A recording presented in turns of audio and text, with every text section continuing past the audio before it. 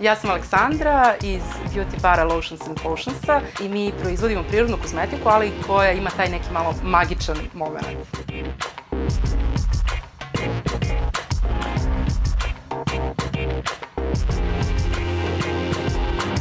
Moja ideja je bila, kao neko ko je radio u toj industriji, da napravim nešto što je prirodna kozmetika, ali što će zainteresovati neku mlađu publiku.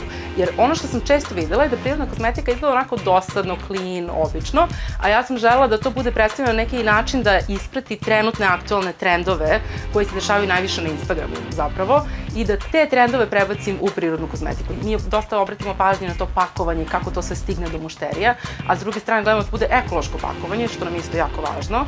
Tako da je ta kombinacija sa tim da su to magični mirisi, fenomenalni efekti na koži tih proizvoda kad probaju. Mislim da oni više im se svidi onako na prvu loptu kako to izgleda i onda kad probaju oduševe se nisu očekivali toliko i dobar kvalitet proizvoda. Tako da mislim da je to ta neka kombinacija.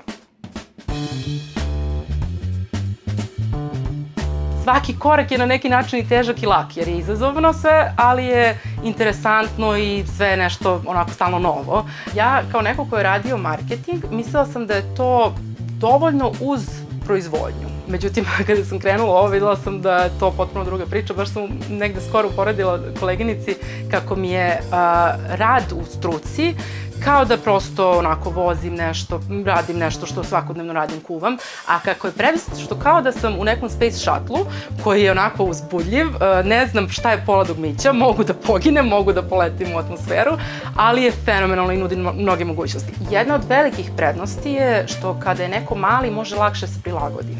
Može brže da reaguje na trendove, može brže nešto da pripremi, može brže da u timu to dogovori, mislim, mi se nađemo, sednemo, dogovorimo se. Znači, to su stvarno velike prednosti, ne čeka se odobrenje od nekoga po mesec dana, mailovi, dogovori i slično. Tako da to je jedna stvar, a druga stvar je što se brže reaguje isto i na mušterije. Znači, što im postoji, prosto ljudi vole sad sve više taj prisniji, ličniji odnos, da znaju da je to neko od krvi i mesa iza svega toga.